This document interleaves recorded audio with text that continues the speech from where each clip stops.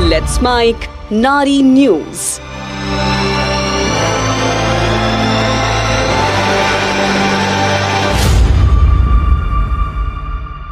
नारी न्यूज के इस भाग में आज बात, क्या बच्चा ना होना अब सामान्य हो गया है?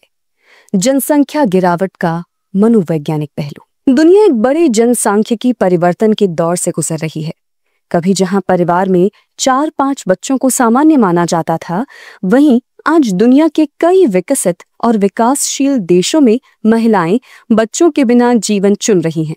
चीन, भारत, अमेरिका, दक्षिण कोरिया, जापान, इटली और स्पेन जैसे देशों में जन्म दर ऐतिहासिक रूप से अपने सबसे निचले स्तर पर है। गिरती जन्म दर एक वैश्विक पैटर्न बन रहा है। चीन की जन्म दर पिछले 4 दशकों में सबसे कम है। भारत, जो दुनिया की सबसे ज्यादा युवा आबादी वाले देशों में से एक माना जाता है, वहां भी प्रजनन की दर पहली बार प्रतिस्थापन दर यानी 2.1 से नीचे गिर गई है। अमेरिका में 1.7, दक्षिण कोरिया में महज 1 और हांगकांग, सिंगापुर और इटली जैसे देशों में भी इसी तरह की तस्वीर है। आपको प्रतिस्थापन स्तर का अर्थ क्या है ये भी बताते चलते हैं।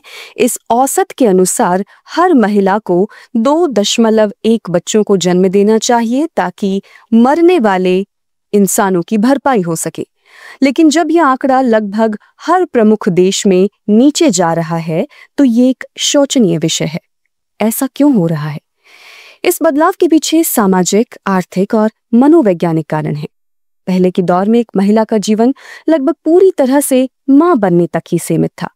शादी, संतान, पालन पोषण, यही जीवन का मूल ढांचा था। लेकिन आधुनिक समय में महिलाएं पढ़ लिख कर स्वतंत्र हो चुकी हैं, करियर बना रही हैं और जीवन को अपनी शर्तों पर जी रही हैं। दक्षिण कोरिया में नो मैरिज मूवमेंट चल रहा है। वहां की महिलाएं विवाह और मातृत्व के साथ साथ डेटिंग और किसी भी तरह के रिलेशंस को त्याग रही हैं, क्योंकि समाज ने उनके लिए जिम्मेदारियां तो बढ़ाई हैं पर सहूलियतें नहीं।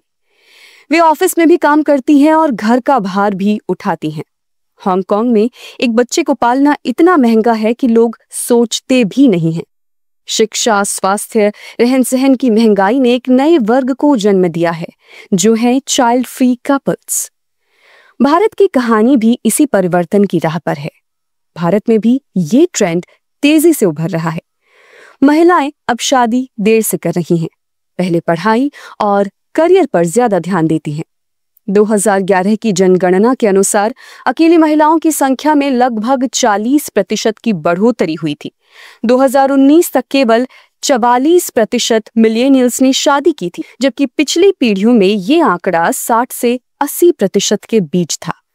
हालांकि भारत इस वक्त, जैसा कि हमने बताया, दुनिया के यंगेस्ट पॉपुलेशन वाले देशों में से एक है और भारतीय समाज संस्कारों का ताना बाना बहुत गहराई से बुनता है।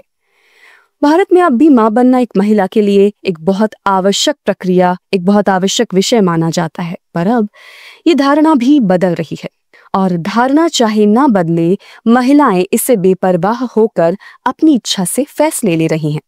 इसका मनोवैज्ञानिक पहलू क्या है? क्यों नहीं चाह रहे हैं कपल्स बच्चे? इस बदलाव के पीछे गहरी मनोवैज्ञानिक सोच भी है, जो हो सकती है स्वतंत्रता की चाह। महिलाएं अब केवल मां नहीं रहना चाहती, वो करियर, यात्रा, रचनात्मकता और आत्मनिर्भरता को प्राथमिकता दे रही हैं। आर्थिक चिंताएं भी कम नहीं हैं, क्योंकि बच्चों को पालना आसान नहीं। कई युवा दंपत्ति सोचते हैं कि वो अपने लिए ही ठीक से नहीं कमा पा रहे, तो बच्चों की जिम्मेदारी कैसे निभा पाएंगे? भविष्य को लेकर अनिश्चितता बहुत बड़ी है। जलवायु परिवर्तन, महामारी और युद्ध जैसी समस्याओं ने लोगों को भयभीत किया है। क्या हम अपने बच्चे को एक सुरक्षित दुनिया दे पाएंगे? ये सवाल कई लोगों के मन में है। मेंटल हेल्थ और थकावट। माता पिता बनने का भावनात्मक और मानसिक दबाव अब पहले से अधिक स्पष्ट हो चुका है।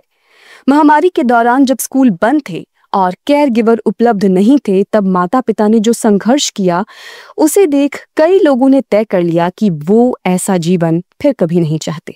इसके अलावा फर्टिलिटी रेट में भी गिरावट पूरे विश्व भर में दर्ज की गई है।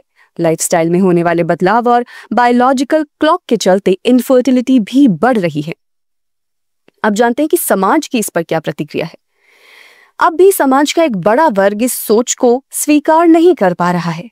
चाइल्ड फ्री कपल्स को कई बार स्वार्थी कहा जाता है और धर्म के ठेकेदार अक्सर इस चुनाव को गलत करार देते हैं। लेकिन क्या सचमुच ये स्वार्थ है या ये एक व्यक्तिगत और वैध चुनाव है? अब जानते हैं इससे समस्या क्या हो सकती है। गिरती जन्म दर का असर भविष्य की कार्यशील जनसंख्या पर पड़ेगा। अर्थव्यवस्था में मजदूरों की कमी, कामगारों की कमी, बुजुर्गों की बढ़ती संख्या और सामाजिक सुरक्षा प्रणाली पर दबाव, ये सारी समस्याएं उभरेंगी। लेकिन क्या समाधान सिर्फ इतना है कि महिलाओं को फिर से मातृत्व की ओर धकेला जाए? क्या हम फिर से उन्हें वही पुराने मॉरल ड्यूटी वाले ढांचे में बांधना चाहेंगे? क्या किया जा सकता है ऐसे में? समाधान का रास्ता महिलाओं पर दबाव डालना नहीं है और नहीं होना चाहिए, बल्कि उन्हें समर्थन देना है। पारिवारिक अनुकूल नीतियां बनाई जाएं, सरकारी स्कूलों की गुणवत्ता बेहतर की जाए ताकि एक सस्ती एजुकेशन को लोग अपना सकें।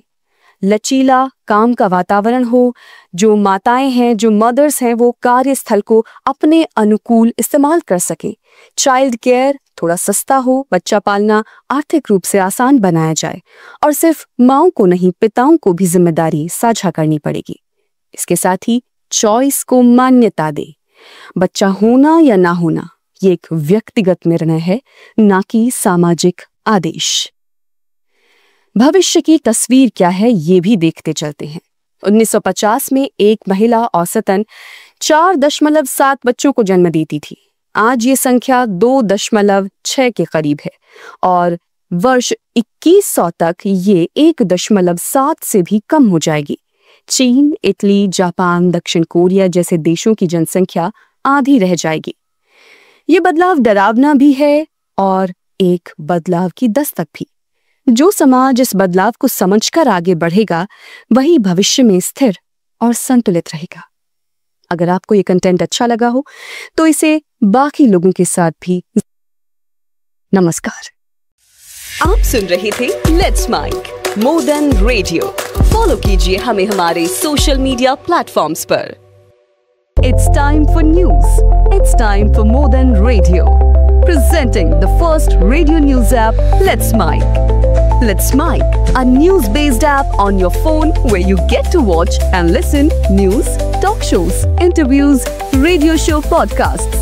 On Let's Mic, you get all relevant information of TV, print, radio, podcast, and digital.